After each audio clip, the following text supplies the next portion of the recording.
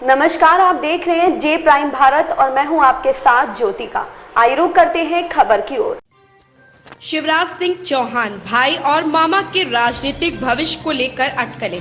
बुधवार को मध्य प्रदेश में मोहन यादव की बतौर मुख्यमंत्री ताजपोशी हो गई और सबसे लंबे कार्यकाल वाले मुख्यमंत्री रहे शिवराज सिंह चौहान की विदाई लगभग 18 सालों के बाद उनके कार्यकाल का ये अंत था। हालांकि 2018 में वो इस पद से तब हटे थे जब कांग्रेस की सरकार बनी थी, लेकिन 2020 में उन्होंने फिर से बागडोर संभाल ली थी। शपथ ग्रहण समारोह के अगले दिन यानी गुरुवार को शिवराज सिंह चौहान भी चर्चा का विषय बने रहे। कारण था सोशल मीडिया प्लेटफॉर्म एक्स पर उनका बायो। पहले उस पर लिखा था मध्य प्रदेश के मुख्यमंत्री, लेकिन गुरुवार को उन्होंने उसे बदल दिया। अब उनके बायो में लिखा है भाई और मामा, मध्य प्रदेश के पूर्व मुख्यमंत्री।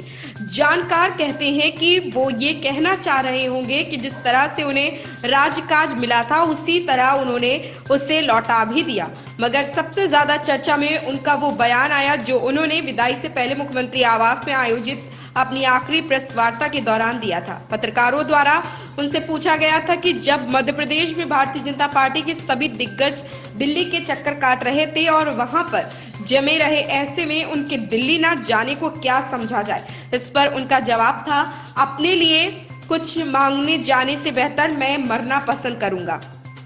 वह मेरा काम नहीं, इसलिए मैंने कहा था मैं दिल्ली नहीं जाऊंगा। राजनीतिक अज्ञातवास की दस्तक। उससे भी पहले यानी कि परिणामों के अगले दिन वो राघोगढ़ के कार्यकर्ताओं मतदाताओं की एक सभा को संबोधित कर रहे थे। तब उन्होंने जो कहा था उससे साफ हो गया था कि उन्हें राजनीतिक अज्ञातवास की दस्तक सुनाई देने लगी है। उन्होंने कहा था, मामा और भैया से बड़ा कोई पद नहीं है। मेरे भांजे भांजियों, मुझे लगता है हर एक को कैसे मैं सीने से लगाऊं, माथा चूमूं, उनको प्यार करूं और उनकी जिंदगी कैसे बेहतर बना पाऊं। 24 घंटे केवल एक ही सोच दिमाग में रहती है, ये अपना परिवार है। मामा और भैया का जो पद है वो दुनिया में किसी भी पद से बड़ा पद है, इससे बड़ा पद कोई नहीं।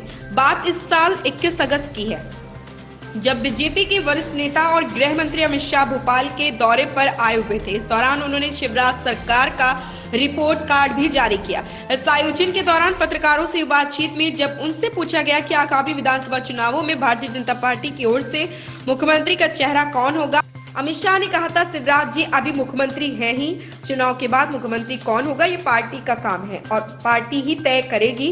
बस यही संकेत मिलने लगे थे कि भारतीय जनता पार्टी मध्य प्रदेश में अब तक के सबसे लंबे समय तक मुख्यमंत्री रहने वाले शिवराज सिंह चौहान का विकल्प ढूंढ रही है।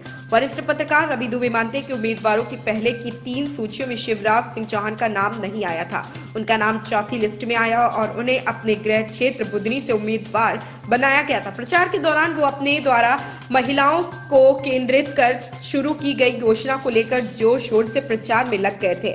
इसलिए अपनी सभाओं में वो लोगों और खास तौर पर उन्हें सुनने आई उनके चुनावी क्षेत्र की महिलाओं से सवाल पूछते थे, मैं चुनाव लड़ूं या नहीं लड़ूं, या मैं मुख्यमंत्री फिर से बनूं या नहीं बनूं। दुबे कहते हैं, एक बार तो बुधनी विधानसभा क्षेत्र की एक सभा में वो भावुक हो गए और उन्होंने कहा, मैं चला जाऊंगा तो बहुत याद आऊंगा। दुबे की तरह कुछ एक राजनीतिक विश्लेषकों को लगता है कि शिवराज सिंह चौहान को ऐसा नहीं कहना चाहिए था, लेकिन जो घटना भारतीय जनता पार्टी के शीर्ष नेतृत्व संज्ञान में वो थी 13 दिसंबर को आयोजित शपथ ग्रहण समारोह की, जिसमें प्रधानमंत्री नरेंद्र मोदी, गृह मंत्री अमित शाह और पार्टी अध्यक्ष जेपी नड्डा के अलावा कई भाजपा शासित राज्यों के मुख्यमंत्री मौजूद थे। इसका असर मध्य प्रदेश में अधिकांश जगहों में देखने को मिल गया जब शिवराज सिंह चौहान का नाम और चेहरा भाजपा के पोस्टरों से गायब हो गया। कुछ पोस्टरों में प्रदेश के हारे हुए गृह मंत्री नरोत्तम मिश्रा की तस्वीरें हैं, लेकिन चौहान की नहीं। दैनिक संध्या प्रकाश के संपादक संजय सक्सेना को लगता था कि शिवराज सिंह चौहान अगर उतावलापन प्रकट किया तो ये उनके राजनीतिक भविष्य के लिए एक अड़चन के रूप में भी आ सकती है। इसलिए वो मानते हैं कि सबसे बेहतर यही होगा कि वो कुछ समय के लिए नियति से समझौता कर लें।